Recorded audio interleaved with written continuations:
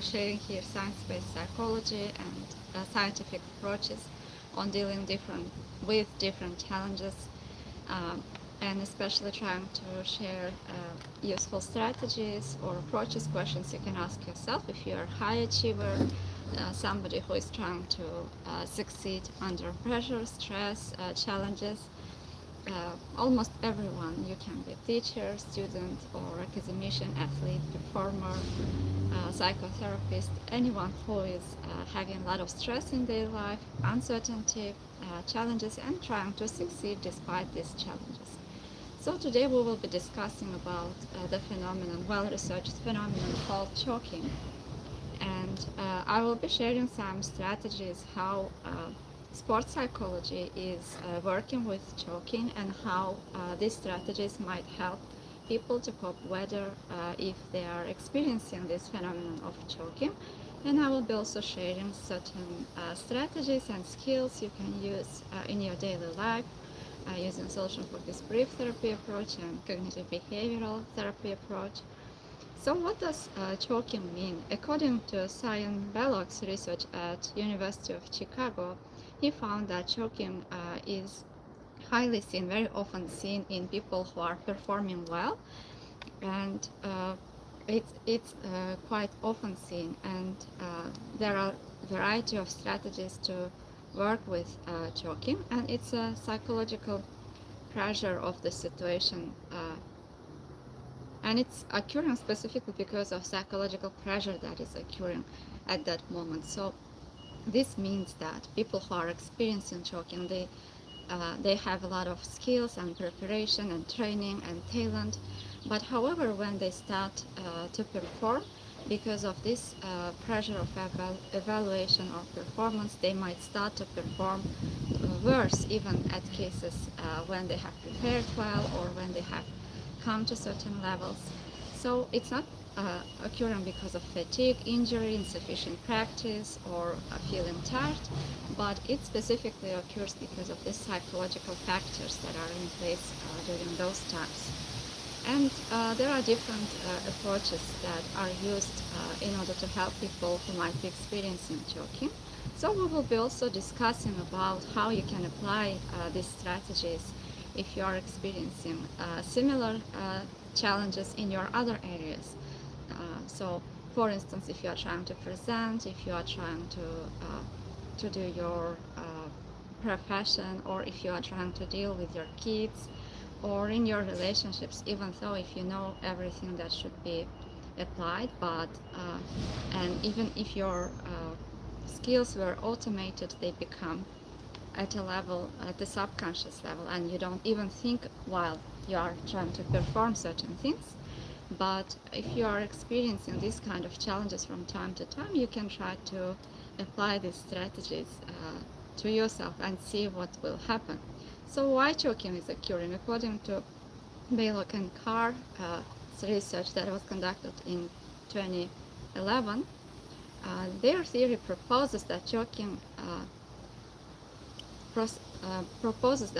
results when performance pressure causes performers to direct conscious attention towards step-by-step execution on a highly automated skill.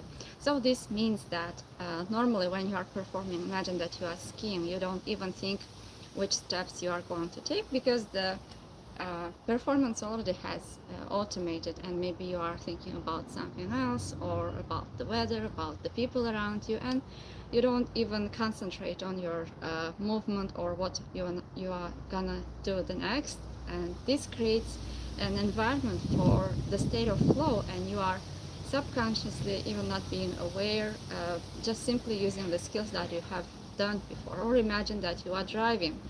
You have already learned how to drive, and all your skills and movements are being automatic, and you don't need to control them. But when you are performing under evaluation or at a competition, for instance, or when you are trying to speak in front of a lot of people, unconsciously you start to monitor your own skills and each step, and maybe you start worrying, will I make a mistake, will I pronounce something wrongly, or if somebody is watching how you are driving, maybe you are worried about will you be able to make a U-turn or other skills. So at this level, the choking occurs and your performance may fall even if you had a lot of training, even if you know all of the skills.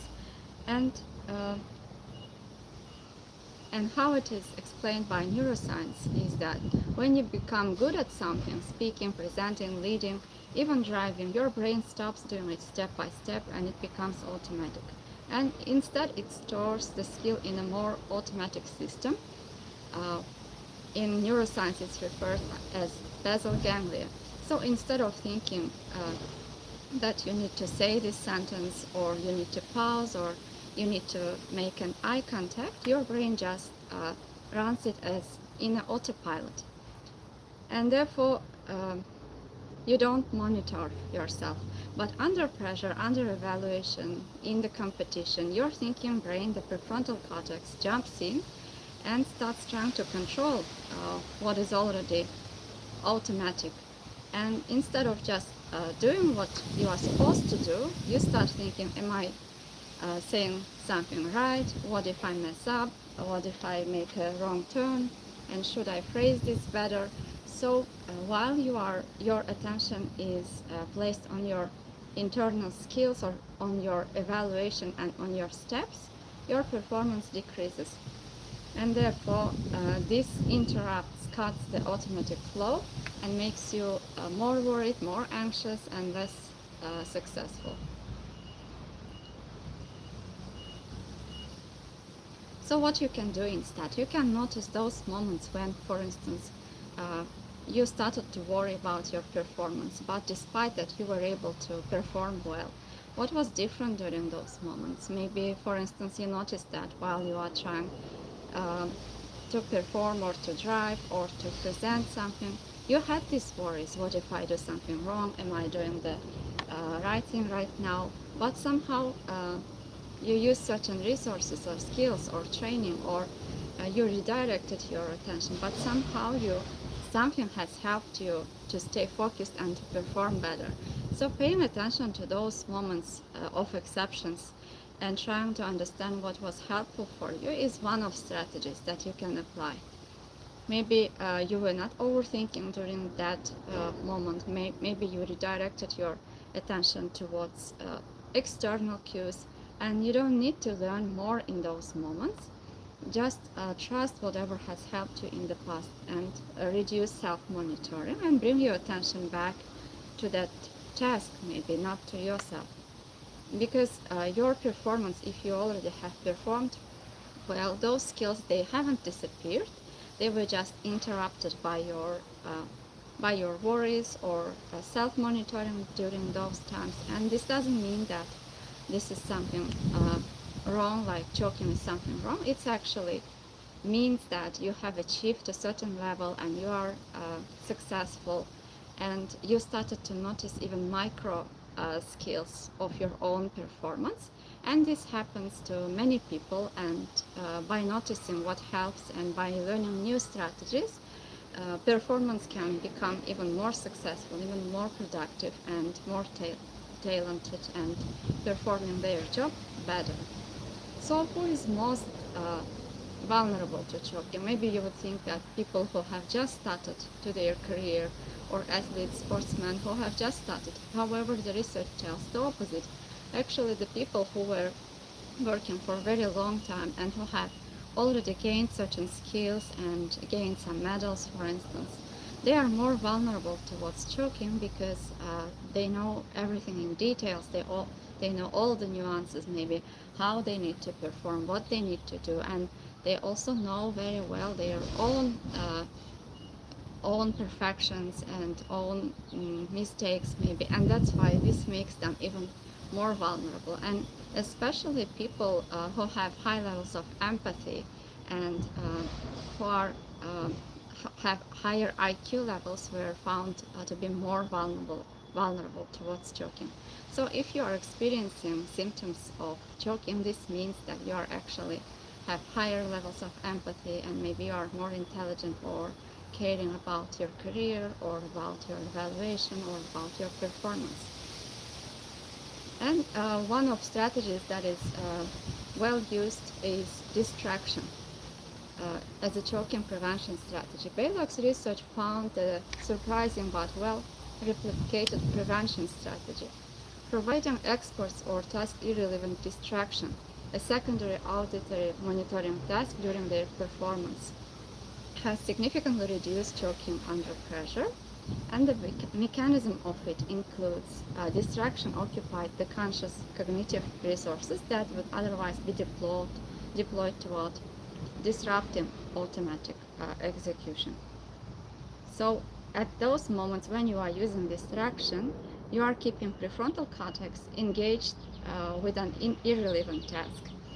And basal gang, the automated system, is being activated. So when you are shifting your attention from internal state towards something else, you are creating a suitable ground for basal ganglia to activate, and this means that your automated behavior might be performed better, easier, and you are creating a sense of freedom for yourself to use the skills that you have already learned. And performance cues that engage attention in task relevant but not execution monitoring ways. A process focus on external environment feature rather than an internal mechanical focus. For instance, what Baylock's research is actually showing that when you are under pressure, your mind tries to help you, but it helps you in the wrong ways. And it starts watching you perform instead of letting you to perform. And that's what disrupts everything. So what did they observe? If you give your mind something else small to focus on, something that is not so much important, just enough to occupy it, your performance would automatically improve. And why does that work? Because your mind has limited space. If you are worried about your performance or about your skills, there would be no space left to focus on how you need to do, and it can jump in and start over controlling what you are doing. So this creates a room for something important, and you can use your automatic ability to perform during those moments. For instance, imagine you are trying to speak in a room, you are trying to present something. Without this idea, your mind might go, am I making sense? How do I sound? Am I telling something wrong? Now you are stuck in your head and you are trying to notice your thoughts, and you are fused with these thoughts.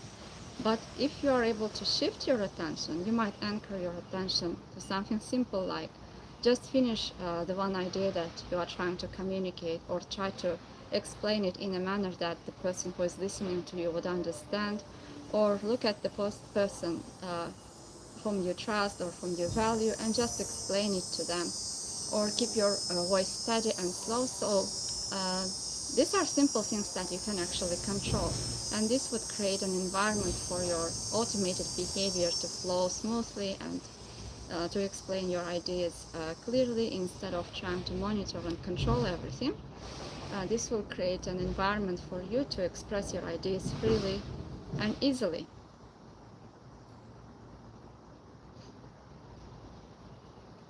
And there is another strategy that's called cognitive antecedents of choking and cognitive behavioral approach. So according to this approach, you can try to understand what's exactly is causing choking. It can be a cognitive element, your thoughts, it can be an emotional element, or a behavior, certain behavior that triggers choking. So first of them is appraisal of performance situation as threatening. Maybe you start to think about performing as something threatening or something that causes anxiety, and you can try to notice your thoughts just before choking. Maybe you think that somebody will be criticizing me, or maybe you think that you will make a mistake, and notice how this thought creates tension and leads to choking. So what we can do here, the easiest way to help yourself is to find another way of seeing this thought, or developing a new relationship with this thought that would help you to react to it more easily or to perform better. So what might be another interpretation of it? You might just notice this thought and tell to yourself that your mind is just trying to help you to perform better, and these thoughts are appearing because you care about your uh, evaluation or about your performance. And this time the thought stops to be threatening or anxiety provoking. It's just telling you some information that your work matters, that whatever you are trying to do matters for you. And therefore you will cut this cycle, and you will cut the choking to take place. And the second one is also self-focused cognition. Attention shifts from external performance towards your internal self-evaluation. Maybe you are thinking, how am I doing? Am I going to succeed? What will happen if I fail? And you are actually going into future and thinking about worst case scenarios in the future, or trying to predict what will happen in the future. So here your attention goes into the future, and you can slowly bring your attention towards the present moment, and you can focus on what's the smallest step I can take right now to succeed. And therefore bringing yourself to the present moment would help you to create more focus, more attention, more abilities, capabilities, instead of when you are stuck in the future. And the third one is explicit monitoring. Self-focused attention increases and performer begins consciously attending to execution mechanics to ensure uh, they do not make any errors. But if you are constantly trying to think that, will I make an error, can I make a mistake here, it will make it more likely for you to make a mistake, because you are so much focused on it, and it will make it more difficult for you to focus on other things that you need to pay attention, maybe on the steps that you need to take, or on the page that you are going to present. So when you are noticing this, you can again uh, intentionally shift your attention towards something that would help you to perform better. And disruption of automaticity. Exploring monitoring disrupts the chain of automated execution. And performance deterioration, which confirms the original threatening appraisal and accelerates the cycle. So simply this says that if you already were worried about your performance, and then you started to have some self-monitoring thoughts, and then if your performance has decreased, this would make it for you to believe that your initial thoughts were true, and this would decrease your motivation, inspiration, and would eventually might deteriorate your performance. So noticing these self-limiting thoughts, or thoughts or attention that is decreasing your performance and causing choking, and changing relationship towards these triggers that are causing choking is one of easiest strategies to work with choking. And pre-competition CBT interventions, there are certain antecedents of choking, cognitive antecedents of choking. Noticing certain, again, maybe triggers, thoughts, feelings, or anything that causes choking, and using cognitive restructuring, changing relationship with these thoughts, finding another perspective to these thoughts. And this would help to decrease intensity of threat appraised by identifying and challenging catastrophic predictions. For instance, maybe you are thinking about the worst, and that's why your performance is falling. And finding these problematic, like these thoughts and feelings that are causing you a problem, and then finding another interpretation to it, or noticing, for instance, why this work matters for you, why this performance matters for you, and taking process-based steps, like what's the next step, the smallest step I can take right now, or what I can do in order to maintain my productivity right now, or performance right now, and shift your attention towards things that you can control. Are certain strategies you can apply if you want to decrease choking. And arousal regulation. According to research, we have discussed about it earlier also.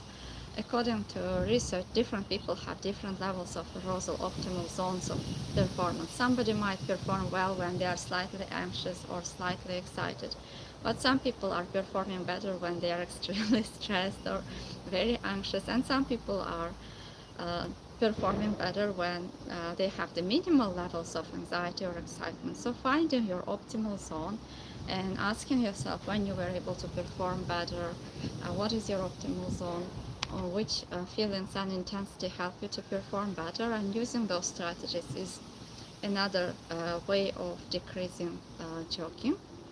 And you can intentionally use certain strategies to arrange your optimal zone. For instance, some people are listening to music or praying or using any cultural beliefs or strategies to help them to relax and to catch their optimal zone.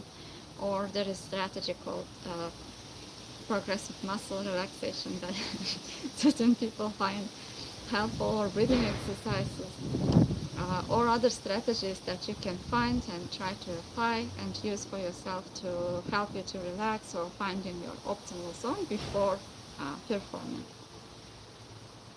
And also noticing what are your goals, where are you placing your attention while you are trying to perform. Some people are just focused on the outcome goals, and maybe while you are performing you are thinking, what will happen if I will fail, what will happen if I don't perform well, or you are thinking, what do I need to do in order to gain this medal. And while your attention is again too much in the future, it might be difficult for you to focus on your present and on the steps that you need to take. But if you align your goals with your values, or why this performance is important for you, maybe for instance it's important for you to contribute or to stay present or to be at that moment with the people around you, or thinking about your why and trying to use this why and your values in each step would help you to stay process-based instead of outcome-based, and thinking about the smallest step that you can do right now might help you to bring more success in the long run.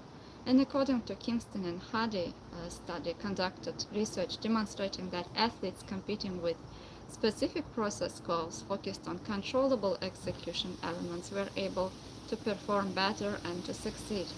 For instance, let's consider Summer McIntosh's performance, and probably she wasn't thinking about winning a gold medal while she was swimming and performing in a high pressure environment, right? She was more thinking about what's the smallest step I can take right now in order to have the maximum of performance. Maybe thinking about long clean pulls at that moment, or holding your stroke rhythm, or staying smooth in the first 50 meters. And these like smaller goals and process-based goals, according to research, was found to bring more success rather than just thinking about the final outcome. And why this works is because it helps you to focus on maximum strategies you can apply at that moment to succeed. And while also you are trying to focus on the smallest parts, you don't leave any space for worries, for anxiety, and you will not be thinking, am I winning? What if I slow down? Everyone is watching me, because your attention will be already placed in intentional place or strategy or skill. And when you are at your best, what are you paying attention to in those moments? Probably there are already moments when you experienced some challenges similar to choking, but you were able to succeed.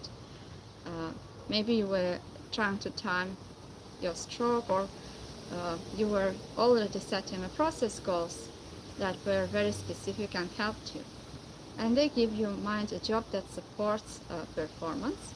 Instead of leaving it free for evaluation, judgment, or overthinking, you can use these strategies to help you to succeed.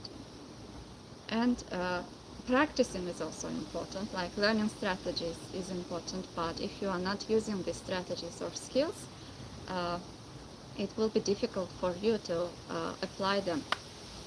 Therefore, using the strategies you have learned very often and again would help you to prepare certain skills, strategies, or routines, for instance, relaxation, listening to music, or praying, or using your culture before performing. Using these routines, preparing them in advance, is another strategy that would help to decrease challenges related with choking. And there are associative and dissociative attention. Morgan and Pollack in 1977 found have examined the marathon runners, and they found that they had two attentional strategies. The first of them is associative attention, monitoring bodily feedback, breathing, effort, muscle sensation, pacing signals, and dissociative attention, distracting from bodily sensation through external focus or mental diversion. And they found that elite marathon runners mostly used associative strategies during competition, and these strategies help them, whereas for the trainers, dissociative strategies helps. From here also we can understand that maybe not all the strategies would work equally for everyone, and depending on your level of skills, on your expertise, on your experience, or other dimensions or features, certain strategies might work for you, but they might not work for someone else. Therefore, experimenting, trying to understand what might help you, and asking yourself questions: what has already helped you, what already helped you to succeed, and examining your thoughts, your feelings, understanding when you were able to succeed and when you were able to decrease choking strategies are important. And simulation training for pressure inoculation. Driscoll and Johnston reviewed research on stress inoculation training, and they have found that if a person or a performer using intentional artificial pressures or stressful situations, this would help them to achieve more success than those who didn't expose themselves to stressors or training. And they were intentionally using different types of stressors that performers are having during the performance. For instance, observation, evaluation, consequence, and those who were using these strategies were found to succeed better. And repeated exposure to practice level pressures habituates the psychological cognitive responses to pressure.